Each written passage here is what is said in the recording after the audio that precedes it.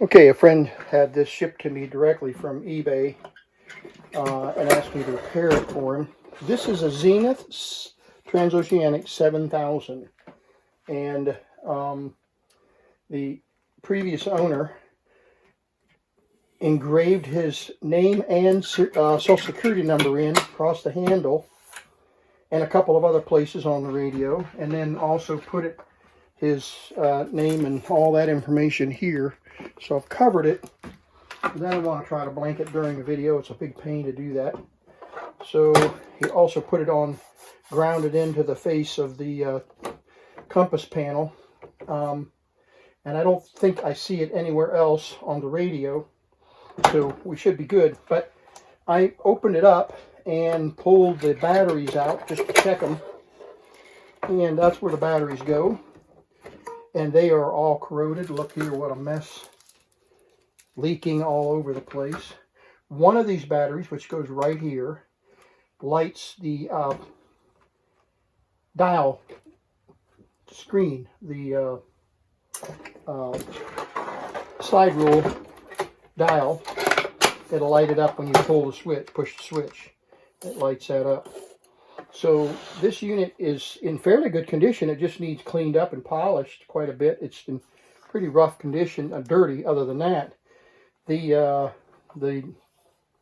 time zone scale works when you turn the knob, and that's cool. So you got that time zone and map right there, which is kind of a neat feature.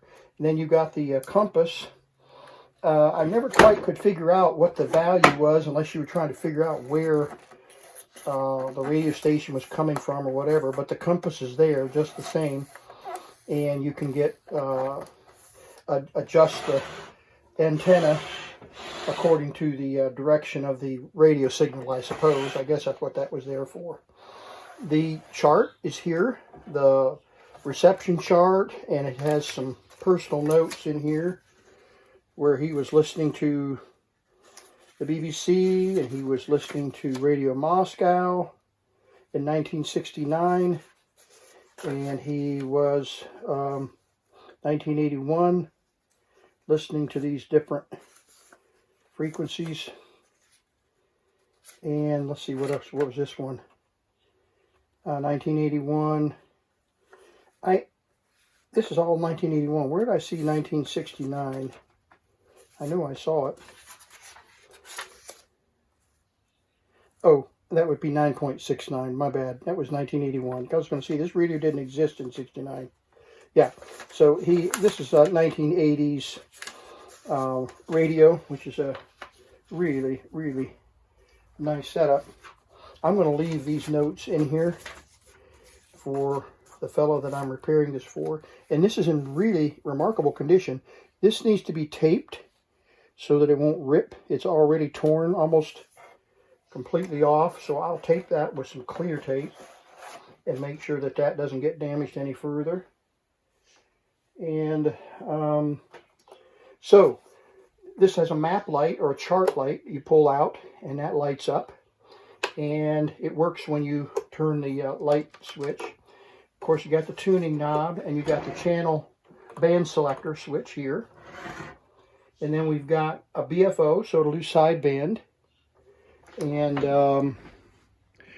let's see, got the manual and normal RF gain, so you can adjust the gain on your shortwave listening, or you can leave it in a normal setting for just regular AM radio. It's got tone control, and it has a volume on-off. So I've got it plugged in. I don't know what that beep was, but I've got it plugged in. And it wasn't working just a second ago. I had just plugged it in, it was dead. So the switch, this multifunction switch is really dirty. Yeah, see there? Okay, it's working. And the more we work it, the better it'll be. So the FM works. Let's go to medium wave, broadcast. Not much going on there.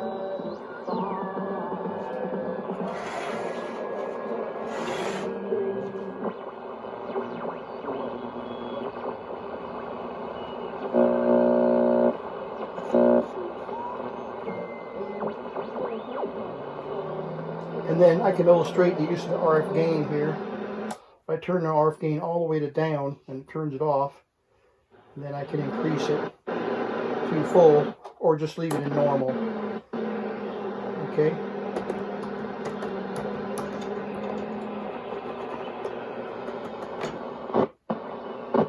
Middle of a rock show. Back in 2019, I was. All right. And let's go to a shortwave band.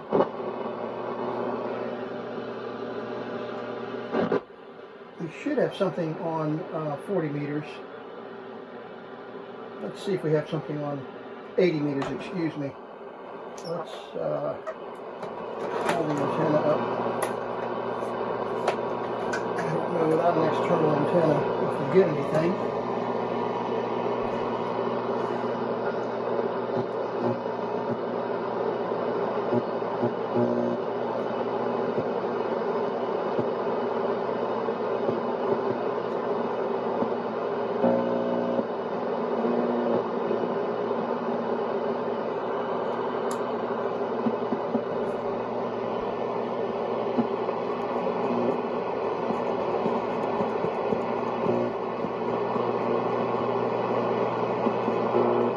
Nothing coming in there. Let's go to what is this?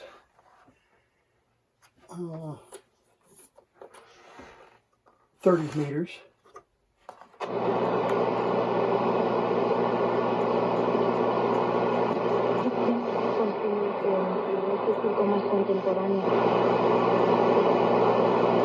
That was okay. We can go up here to WWV, but we don't have an external antenna hooked up, so we probably won't get anything.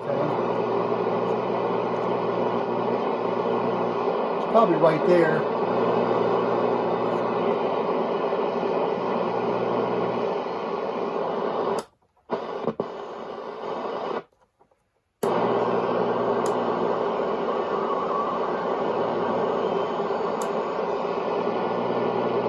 Yeah, it's probably right there. Hear the carrier just barely picking it up. Let's go to, let's see, this is 11 megahertz. That would be about 25 meters.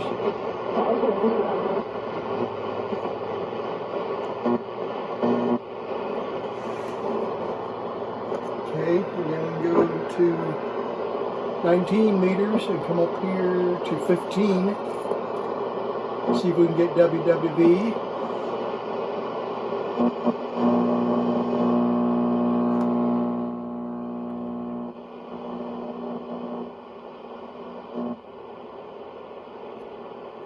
Don't hear it. Okay, so we won't bother going through all the bands like that. What I'm going to do is pull the radio apart and clean all of the pots. Spray all the pots. Spray all of the multifunction switch contacts, get those working better, and then we'll do a full cleanup. It'll take a couple of hours to clean this one up to make it like new, and but it'll be worth it. And I'll ship this one back to Maryland. It's going back to Maryland. I don't know where it came from. Indiana, I think, if that address is correct on the thing. But yeah, we'll do some cleanup of spider webs in here, spider nests, and we'll clean that up, and then we'll hook an external antenna up to it, and probably be able to pull in quite a few stations. But we'll unplug it and see if we can get the unit to clean up real nicely, and then I'll be back. Got the Zenith TransOceanic 7000 on the bench, and got the previous owner's name and social security number taped off, so that's what that blue tape is. And as I mentioned earlier, the everything just needs cleaned up. I don't know what condition the light bulbs are in here, the display bulb here, but we will we'll hook that up right now and just check it just in case we have to tear into that and replace the light bulb. I guess we could confirm that it's working. And so we'll hook up a 1.5 volt power supply to that single bulb. Let me show you what I'm talking about here.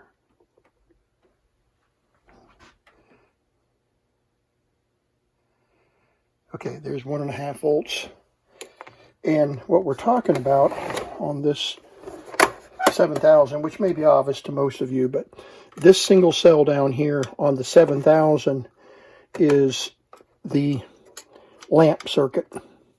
And then the rest of these batteries, 1, 2, 3, 4, 5, 6, 7, 8, 12 volts with D-cell batteries, operates the radio. But the lamp will not work without 1.5 volts here. So we'll hook the 12 volts up, hook up the 1.5 volt there. And then let me get this all on camera. There we go. And we'll see if the lights light up. Light is that direction. Okay, so that lamp does not work. That lamp is burned out if it's still hooked up. And it is. Still hooked up. 12 volts. 1.5 volts. Why do I keep saying 12?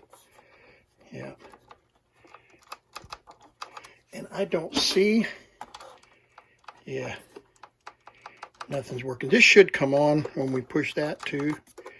I don't think there's a separate switch on this. I think the chart light. See if we can get that bulb out. But yeah, we don't have anything going there. Now what we could do is, just for fun, let's hook up 12 volts to the battery connections here. So we'll go with the negative side right here for the 12 volt section, the positive side right here, and let's see if we can get, yeah, we're set for battery power. And we'll bump this up to 12 volts.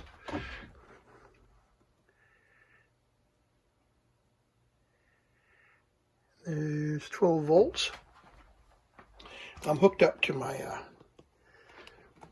power supply right here. And it's got an amp setting on it. I'll crank the amps up just a little bit. And let's see what we get when we turn. Okay, nothing happens with the single volt. Okay, nothing's happening with the power. Let's see if we got.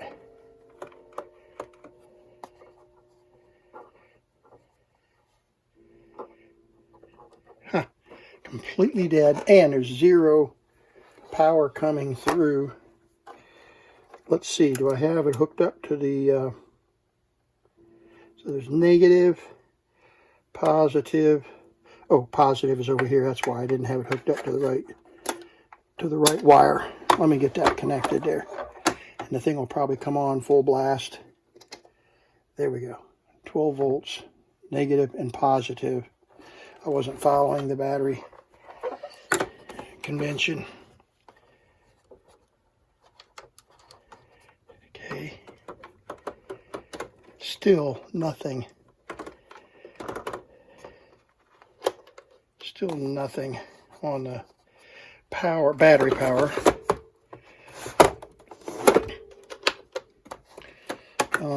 Is our switch bad? These switches go bad sometimes.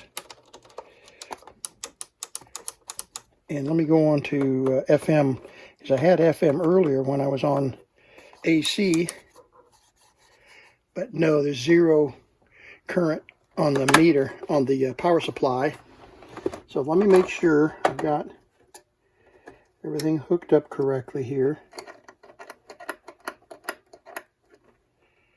Yep. Yep. Yep.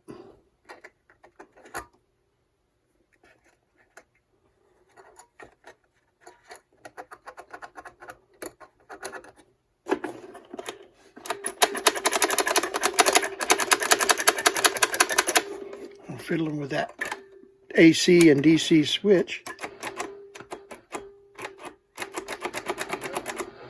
Yeah, that's the switch is bad or dirty. There it goes. Oh.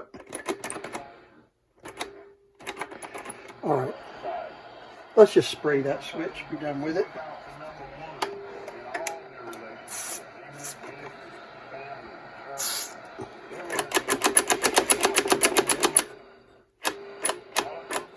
There we go. So that power switch can be dirty and make the whole radio dead.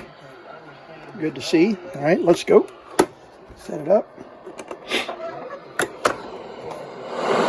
Okay. 6.9 the cat. So that's FM. And still no map light, and I'm pretty sure that that's still because of a battery issue or a burned out bulb, and it could be burned out bulbs in the turnstile here. Yeah, I don't see any.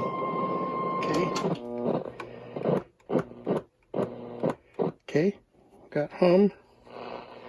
Good. Okay, that's good. Good sign. And the antenna's not up.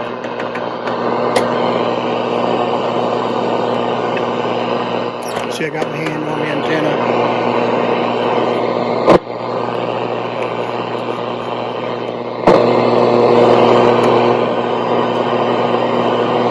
Okay, so we'll clean everything up. We got bugs and all kinds of critters in here.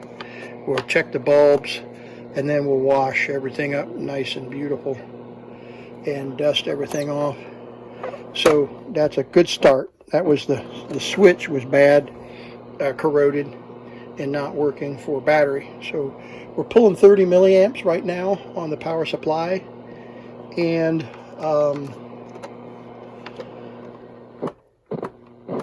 that's about right.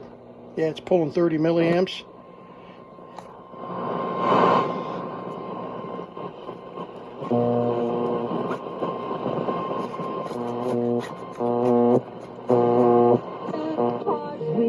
That's AM. And let me unplug the TV.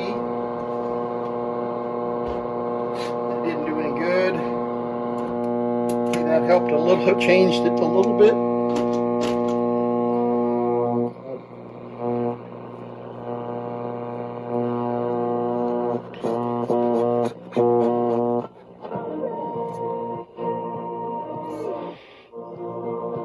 Okay.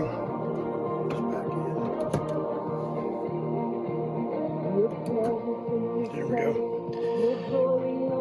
All right. So let's do a little cleanup, and then we'll check our bulbs. And let me get it open for you. So what we do is turn the power off, unhook the external power supply. So you saw what batteries, what clips we were clipping to, this one and this one.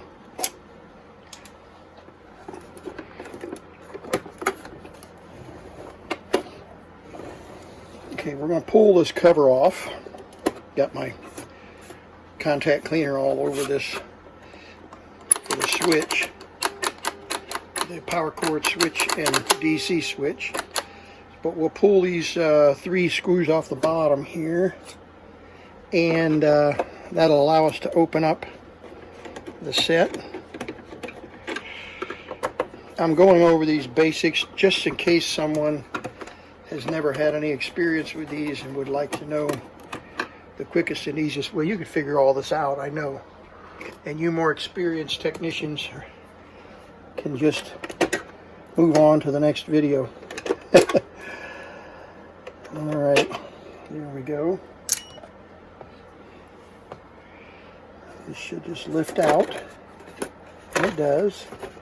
There's a battery connection right here. See that? Right there by my thumb. That battery connection unplugs. And there's an antenna for the rod antenna that we need to disconnect. There we go. And they have it on the second terminal. There's a ground antenna, and then FM shortwave, and broadcast. So also there's a external jack here for audio, and it plugs in right there. Okay, so you have 3 wires. You got the headphone jack, earphone jack, the antenna, whip antenna on the lid here, this one, and you got the power. And the power is polarized, so you can't mess it up. Then you have 230 volt and 115 volt power switch here on the back, and there's a power supply here for converting the power, and a 500 microfarad 20 volt battery or capacitor. So let's check that cap and make sure it's good. But this is the switch. We'll need to clean that with the spray as well and make sure that's okay. But other than that, there's the switch for the power cord or DC, and there's a diode. There's a half wave or full wave, I can't tell, power supply right here that actually, yeah, wow, just converts everything to 12 volts. Yeah, so this transformer converts everything to 12 volts DC and plugs everything in. So we could plug 12 volts DC into this lead, and then a 1.5 volt for the battery for the lamp. There's 3 wires, a common, a 12 volt DC, and a 1.5 volt DC for the lamp. That's the way all of these Zenith's TransOceanic solid state radios worked. As you know, the 3000 radio that I've done several repairs on had a removable battery pack inside here that had this plug attached to it, and then they can just added it. They just can put it all into the back of the radio. So here's the inside of the radio, and got all kinds of junk in here, but it's crazy complicated. It's amazing. There's a dial string. We replaced the dial string on one of the other 3000s on another video that I just published, and did a little cleanup on that one as well. So there's two tuners. There's an FM tuner here that works directly off of the knob that you turn, and then this shaft turns the AM and shortwave frequencies. So you got an FM tuner and an AM and all the shortwave, which are AM. Here's the not sure what that is. We'll put that over here. This is the ferrite core antenna for AM frequencies, and then there's crud there. That's glue, okay, on that little ferrite bead. All right, then we can get to the lamps right here. See that little screw right there? Oh, you can't. There, yeah, that screw right there, and that screw right there. They lift off, and you can pull the bulbs out, and we can check those. But we'll check the power. We'll check the bulbs to see if they're actually burning by hooking up 100 or 1.5 volt DC on those 2 leads right there. And I'll zoom in so you can see what I'm talking about. But there, we'll put a 1.5 volt there. There's a chart light connection here you can check. I think it's these 2. You can check and see if you have power when you flip the switch for the chart light. And then of course the dial light is a separate bulb. So let's pull that off, and let's pull these screws out. Got to be careful. I don't want that dropping down inside there. So what you do is you tune the switch, the channel, till you can get access to those screws. And this is a hollow tube with plastic scales on it for the different frequencies. right, so we've got those 2 screws out. So let's pull this out. I'm trying to hold this up where you can see it on camera, and I'm not having much luck here. There we go. There we go. Come on, those wires are really short, and so it's very difficult. Got to be real careful. But there are the bulbs. Yeah, there's 2 of them. And I don't remember why that cord is so short. Those wires are so short.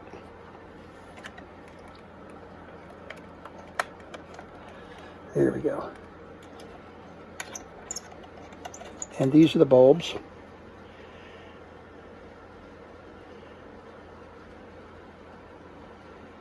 So they're both getting 1.5 volts. That one's getting 1.5 volts.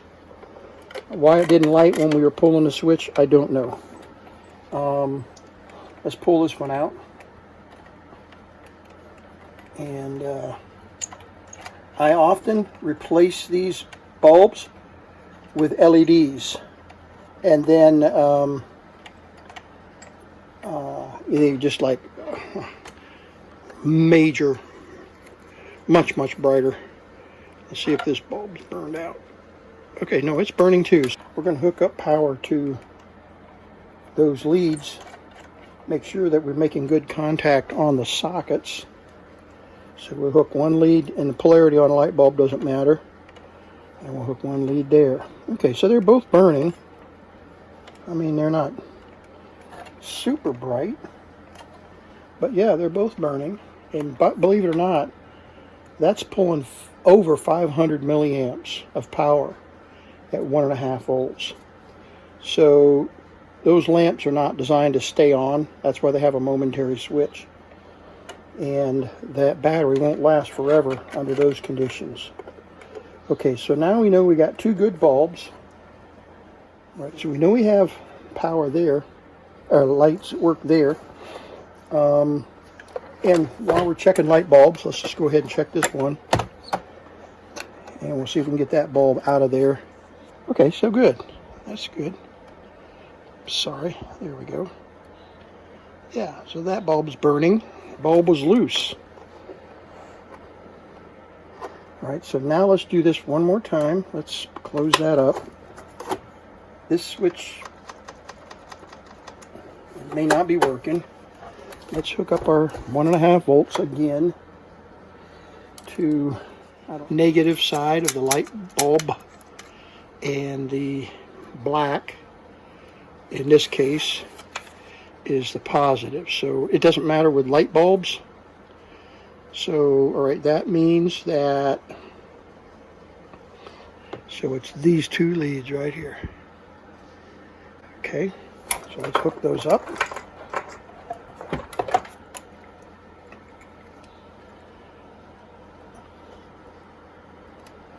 Here we go. Okay, let's see if we can get the lights to burn. Yeah, so dial light is this direction, and they are lighting. And the battery level is this direction. Yeah, I was just reading the switch wrong. So okay, so that's plenty bright. If you're in a dark room and you want to see what you're on, that's plenty bright. So that's doing great, and that's 850 milliamps. So if you use that lamp, if you use this light switch a lot, and this chart lamp here, does that still burn? Yeah, it's still burning. You can see it lighting up inside there, even if you don't have it pulled out. It's like the refrigerator light. Does it go out when you close the door? All right, so we got that working. Everything working great there. It wasn't working before, but it is working now.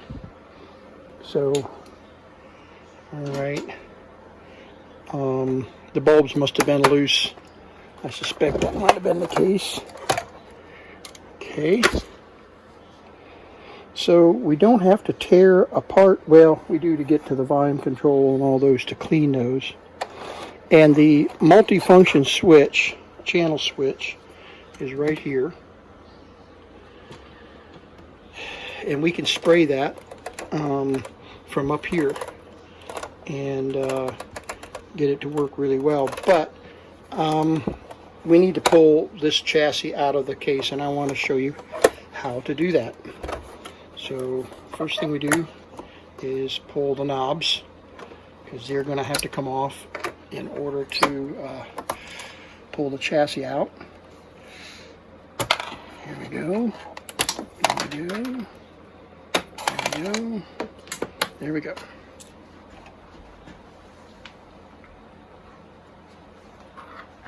Okay, four knobs.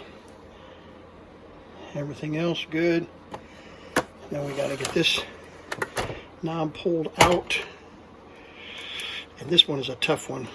This is a real tough pistol to pull loose. Okay, you can see the switch is just a like the volume control knobs. Zoom all the way in. Get up here close. See that? Yeah. Boy, I've been too long since I've worked on a 7000. See that right there?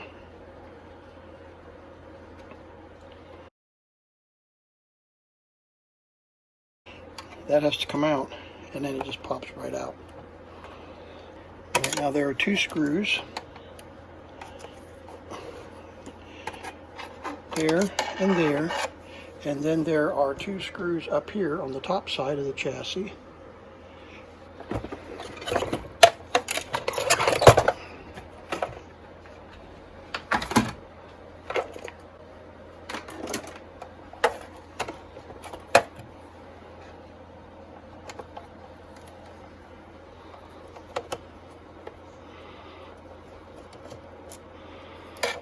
This bracket, kind of a funny bracket, and I don't remember. Yeah, it definitely needs to come out.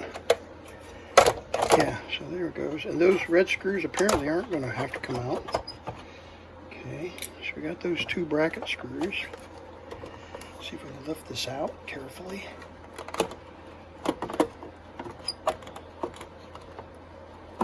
That nut right there is in my way.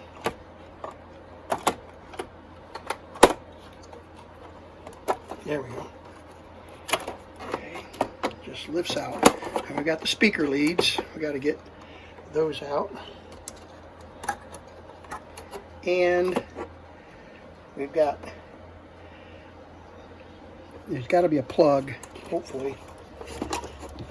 Yeah, there it is. There it is. See that? Those two arrows for the chart light. So I guess that's what that meant. Right there. So those two leads on the two arrows for the chart light. Different than the dial light. Not this light, but the chart light over here. This chart light. All right, so we'll set that aside. And there it is. There's the chassis. And actually it's in remarkable condition. Got quite a few electrolytics here, and we can spray all of these volume controls. There they are. We can spray those. We'll spray this switch carefully and let it soak with the oxide, and then we'll wipe everything down. We'll spray this this jack. That is actually not a headphone jack up on top there, what we were talking about earlier. That is actually an it says tuner. This is an output, but it's hooked directly to the tuner. And we'll have to look at the manual, but I believe you can hook this to an outside amplifier, and you can tune in and play through the amplifier rather than the headphone jack. There's several electrolytics in here that if this were not working correctly, we would probably change them. Then the string arrangement here is pretty complicated, and I've replaced these strings before that were broken on radios, and they're a real pain. But look at all of the point-to-point wiring It's incredible, incredible. Electrolytics here, electrolytic down in there, but the point-to-point wiring is just kind of jumping from one place to another. All the tuning coils for the shortwave radio. Man, super complicated. All right, I'm going to put a piece of absorbent cloth here, and we'll spray with the oxide, and we'll let it soak.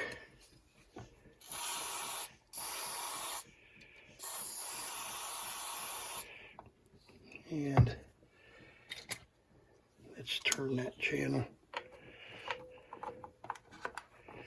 There we go. We'll let it soak in.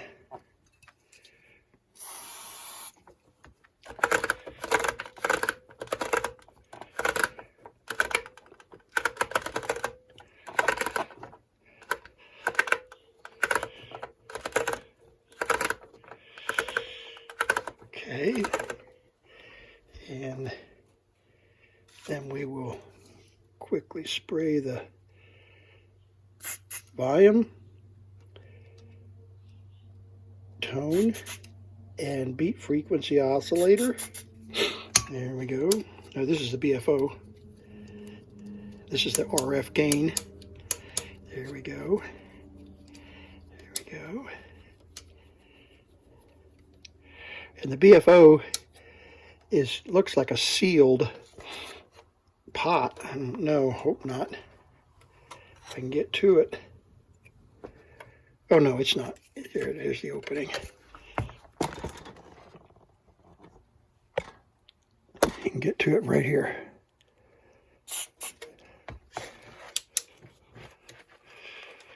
There we go. Okay.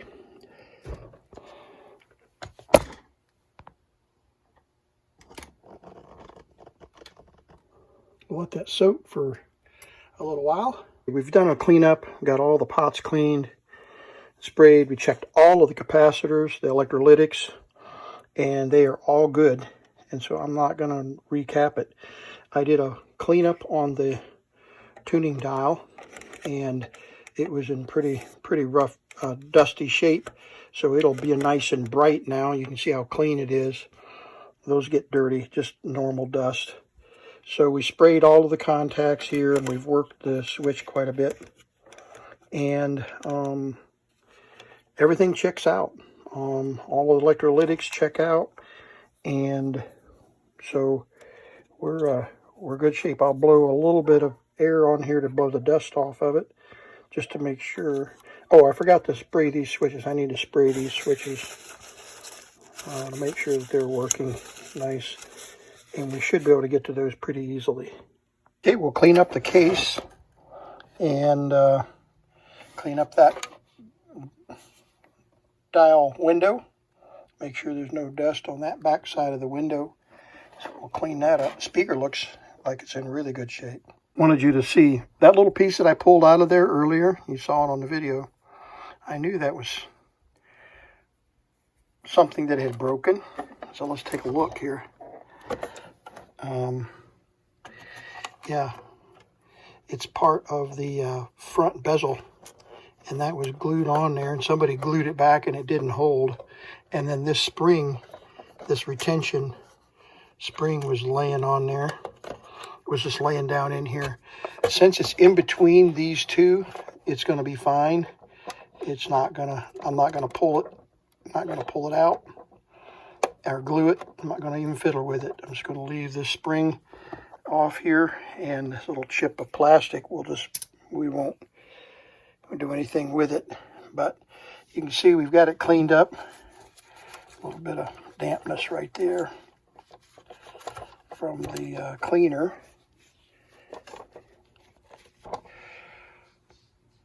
But it's looking good. So we'll clean this little plastic window and put her back together. It all cleaned up inside and out, and looks pretty good. The plastic's all cleaned up beautifully, and the chart looks good.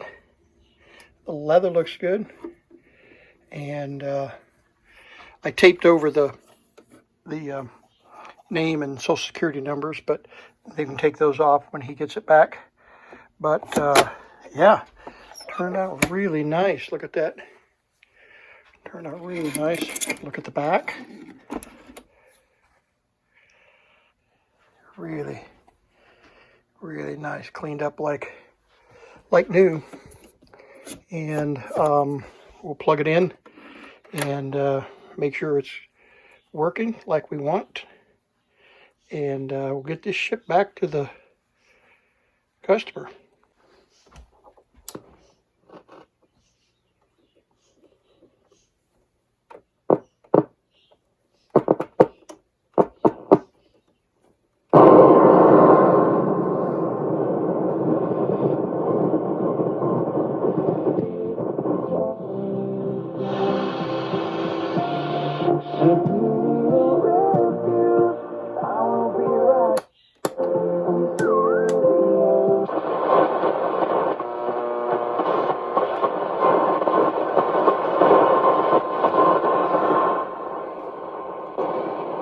Long wave, FM.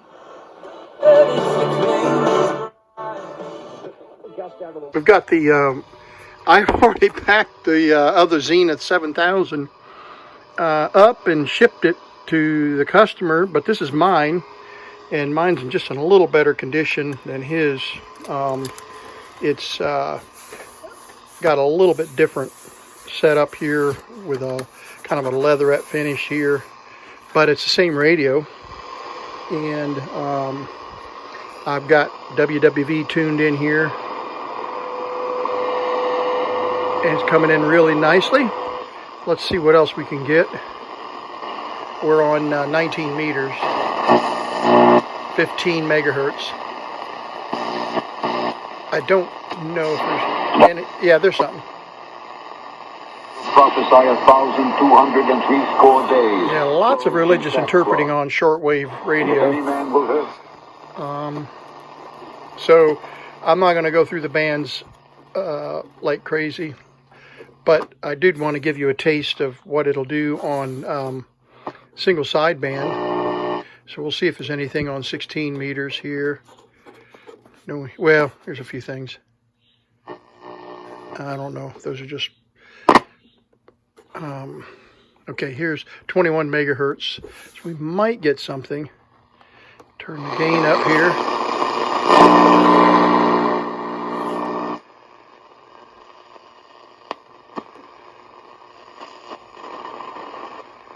Aviation. Yeah, nothing going on there for sure.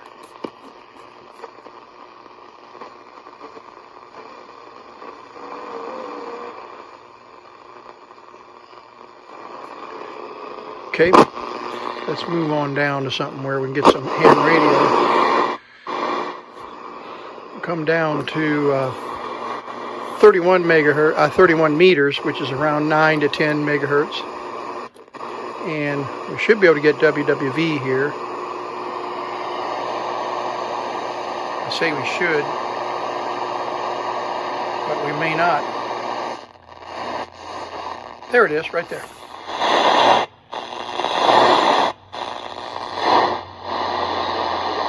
The band is all over the place. Hear it?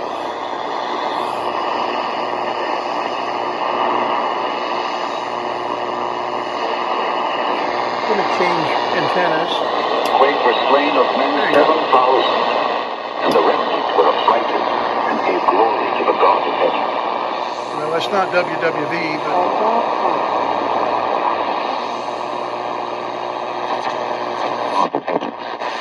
But in the days of angels, when he shall begin to sound the mist.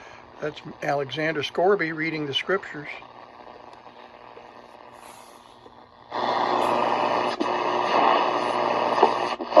And continued under Obama's presidency. Okay, so these are all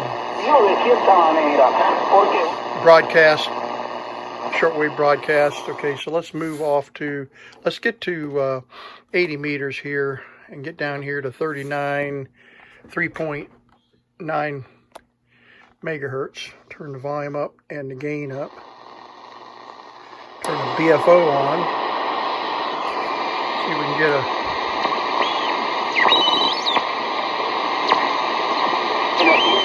There's one.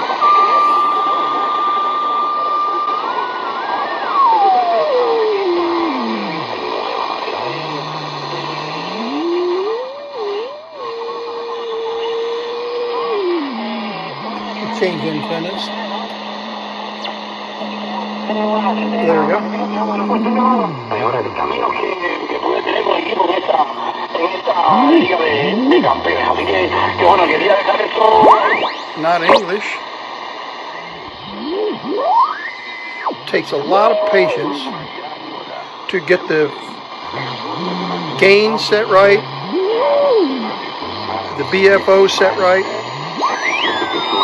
and the center frequency right. It's a little early in the day, as you can see out there in the window.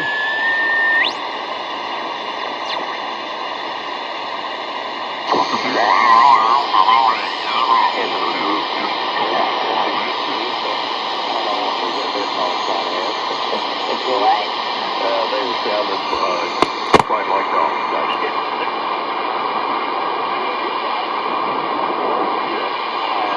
We never got much above about 25.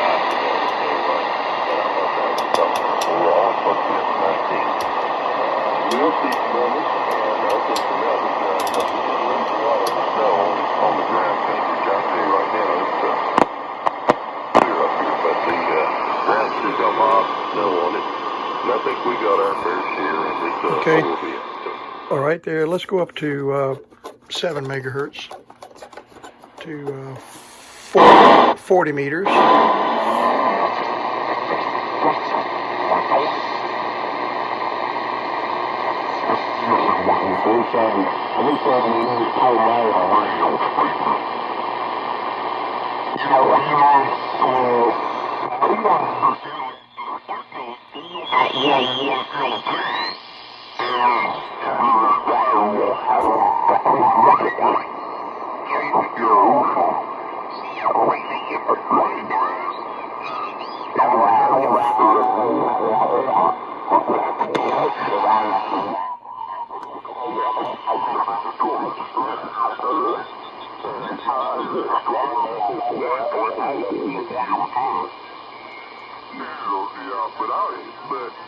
There we go. Supposedly, if you got a speaker hooked up to it, one of them will come out of the external speaker. So it takes a lot of patience to get these tuned in, and you think you're never going to get them, but if you just make tiny adjustments on this radio, you get a beautiful signal. I don't know that I've ever heard anything come out the top of the radio.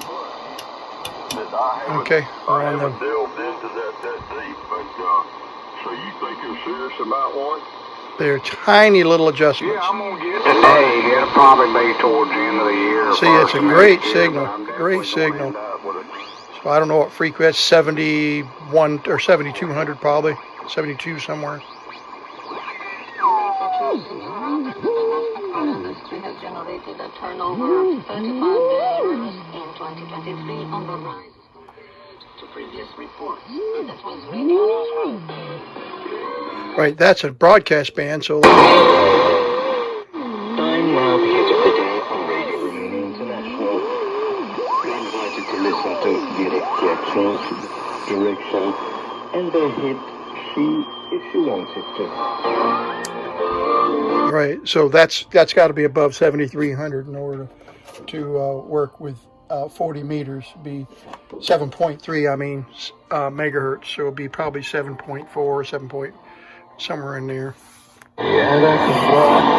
But you've heard it. Let's see. It's way too early for 160. But we can try.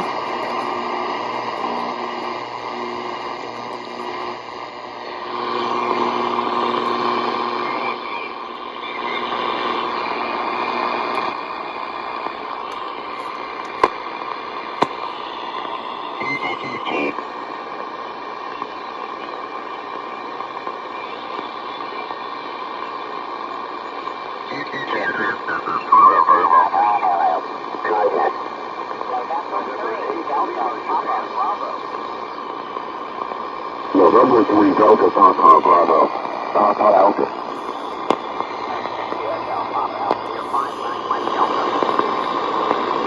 QSL. Thank you. November 8 Lima, Japan. November 8 Lima, Juliet. Papa Alpha. Okay, so my light making too much noise here, QSL. Thank you. but we got it tuned in finally. Anyway, you can see that the Zenith has a really nice BFO setup, and the lights work and light up as we just saw. Displays nicely, and it's a really nice TransOceanic, and it's one of my favorites. And this one is complete with the charts, and got very little wear around the knobs, very little wear, not too bad. And I cleaned this one up. It was pretty rough when I got it, but yeah, I love to clean them up. So that's what this other one looked like. It was just as nice, and I just packed it up and shipped it off to the customer. So anyway, that's the Zenith TransOceanic 7000-1.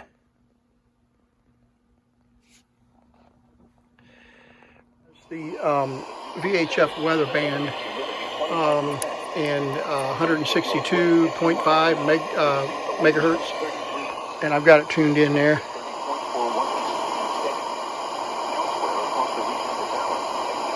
And it's not very strong here in the shack, but normally it's booming in. So, but that's the National Weather Service band that they advertise here on the radio. So it's got a dedicated weather band on this radio. And 11 bands.